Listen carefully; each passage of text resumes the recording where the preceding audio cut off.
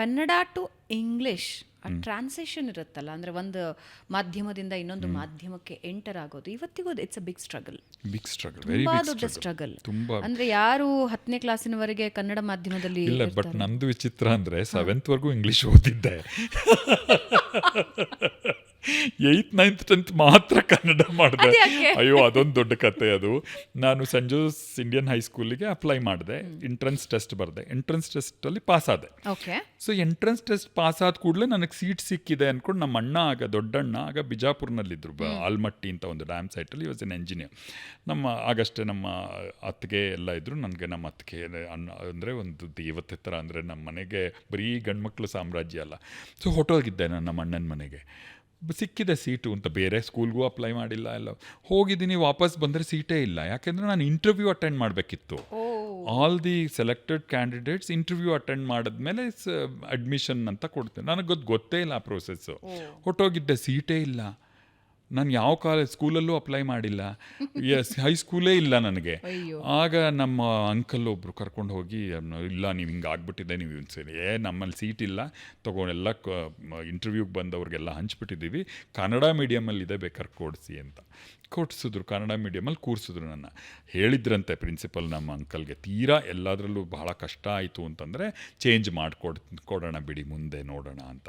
ನಾನು ಭಾಳ ಕಷ್ಟಪಟ್ಟು ಟೆಸ್ಟಲ್ಲಿ ಎಲ್ಲದರಲ್ಲೂ ಪಾಸಿಂಗ್ ಅಂದರೆ ಜಸ್ಟ್ ಪಾಸ್ ಮಾರ್ಕ್ಸ್ ತೊಗೊಂಬಿಟ್ಟಿದೆ. ಪಾಸ್ ಆಗಿದ್ದನ್ನಲ್ಲ, ಮುಂದುವರಿಲಿ ಬಿಡಿ ಅಂತ ಬಿಟ್ಬಿಟ್ಟು. ಅಂದರೆ ನನಗೆ ಆಗ ಭಾಳ ಕಷ್ಟ ಆಯಿತು, ಬಟ್ ಅದು ದೊಡ್ಡ ಶಕ್ತಿ ಆಯಿತು ನನಗೆ. ಹಾಗಾಗಿದ್ದು ಕನ್ನಡದಲ್ಲಿ ಪ್ರಭುತ್ವ, ಕೆಲವೊಂದು ಘಟನೆಗಳ ಜೀವನದಲ್ಲಿ ಒಳ್ಳೆಯದಕ್ಕೆ ಆಗೋದು. ಹೌದು, ಕನ್ನಡ ಭಾಷೆ ಮೇಲೆ ಬಹಳ ಪ್ರಭುತ್ವ ಸಾಧಿಸೋಕೆ ಸಾಧ್ಯ ಆಗಿದ್ದು ಕನ್ನಡ ಮೀಡಿಯಮಲ್ಲಿ ಆ 3 ವರ್ಷ ಮಾಡಿದ್ರಿಂದ. ಇಂಗ್ಲೀಷ್ಗೆ ವಾಪಸ್ ಬಂದೆ, ಬಟ್ ಅಷ್ಟರಲ್ಲಾಗಲೇ ಏನೋ ನನ್ನ ಹಿಂದೆ ಮುಂದೆ ಹೊಟ್ಟೋಗಿದ್ರು ನನ್ನ ಜೊತೆಗಿದ್ದವರು. ಹೌದು, ನೀವು ಹೇಳಿದಾಗೆ ಆ ಭಾಷೆಯ ಒಂದು ಸ್ಥಿತ್ಯಂತರ ಇದೆಯಲ್ಲ, ಅದು ಬಹಳನೇ ಕಷ್ಟವಾದ ಕೆಲಸ. ಅದಕ್ಕಾಗಿ ನಾನು ಇಂಗ್ಲೀಷ್ ಓದೋಕ್ಕೆ ಶುರು ಮಾಡಿದೆ. ಅಂದರೆ ನಾವೆಲ್ಸು ಅದು ಇದು ಕಾಲೇಜ್ಗೆ ಹೋದಾಗ ಇಂಗ್ಲೀಷ್ ನಾವೆಲ್ಸ್ ಎಲ್ಲ ಓದಿ, ನನಗೆ ಸುತ್ತ ಇರೋರೆಲ್ಲ ಭಾಳ ಇಂಗ್ಲೀಷ್ ಮಯವಾಗಿತ್ತು. ಸೆಂಟ್ ಜೋಸೆಫ್ ಕಾಮರ್ಸ್ ಕಾಲೇಜ್ ಅಂದರೆ ಗೊತ್ತಲ್ಲ, ಬ್ರಿಗೇಡ್ ರೋಡ್ ಮೇಲೆ ಇದ್ದ ಕಾಲೇಜ್ ಅದು. ನಾವು ಇದ್ದ 100 ಜನರಲ್ಲಿ ಕನ್ನಡದವರು ಒಂದು 15 ಜನ ಇರ್ತಿದ್ವಿ ಅಷ್ಟೇ, ಉಳಿದವರೆಲ್ಲ ನಾನ್ ಕನ್ನಡಿಗಾಸ್. ಸೊ ಅವ್ರ ಜೊತೆ ಮಾತಾಡಲಿಕ್ಕಾಗಲಿ, ಅವ್ರ ಜೊತೆ ಬೆರೆಯೋದಕ್ಕಾಗಲಿ ಎಲ್ಲ ಬೇಕಾಗಿದ್ದಿದ್ದು ಭಾಳ ದೊಡ್ಡ ಇಂಗ್ಲೀಷ್ ಬೇಕಾಗ್ತಿತ್ತು. ಅದಕ್ಕೆ ನಾನು ಆಗ ಓದೋಕ್ಕೆ ಶುರು ಮಾಡಿದೆ. ಗ್ರ್ಯಾಮ್ ಗ್ರೀನು ಅದು ಇದು ಅಂತ ಪುಸ್ತಕಗಳು. ಕಷ್ಟ ಆಗ್ತಿತ್ತು, ನಾನು ಏನೂ ಅರ್ಥ ಆಗ್ತಿರಲಿಲ್ಲ. ನಾವೆಲ್ಲ ಮುಗ್ದೋಗ್ತಿತ್ತು, ಮುಗ್ದೋಗ್ತಿದ್ರು, ಕತೆ ಏನು ಅಂತ ಗೊತ್ತಿರ್ತಿರ್ಲಿಲ್ಲ. ಆದರೂ ಓದೋದನ್ನು ಬಿಡದೆ ಐ ಸ್ಟಾರ್ಟೆಡ್ ರೀಡಿಂಗ್.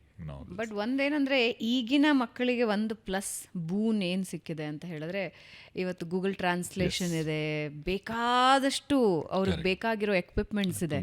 ಆಗ ಒಂದು ಡಿಕ್ಷನರಿ ಒಂದು ಬಿಟ್ಟರೆ ಏನೂ ಇರ್ತಿರ್ಲಿಲ್ಲ. ಡಿಕ್ಷನರಿ ಅಂತೂ ನಾವೆಲ್ಲರೂ ಒಂದೊಂದು ಡಿಕ್ಷನರಿ ಇಟ್ಕೊಂಡೇ ಇರಬೇಕಿತ್ತು. ದಟ್ ವಾಸ್ ಕಂಪಲ್ಸರಿ ಇತ್ತು. ಅಂಡರ್ಲೈನ್ ಮಾಡ್ಕೊಳ್ಳೋದು, ಡಿಕ್ಷನರಿನಲ್ಲಿ ಹುಡುಕಿ ಅರ್ಥ ತಿಳ್ಕೊಳ್ಳೋದು, ಇದೆಲ್ಲವೂ ಮಾಡ್ತಿದ್ವಿ ನಾವು. ಈಗ ಅವೆಲ್ಲ ಎಷ್ಟು ಅಂದರೆ ನಿರರ್ಥಕ ಸರ್ಕಸ್ಗಳವೆಲ್ಲ. ಆ ಕಾಲಕ್ಕೆ ಅದು ನಿರರ್ಥಕ ಅನಿಸ್ಬೋದು. ಬಟ್ ಇವತ್ತಿನ ಮಕ್ಳಿಗೆ ಇನ್ನೂ ದೊಡ್ಡ ಚಾಲೆಂಜಸ್ ಇದೆ, ಕಾಂಪಿಟೇಷನ್ ಇದೆ ತುಂಬ.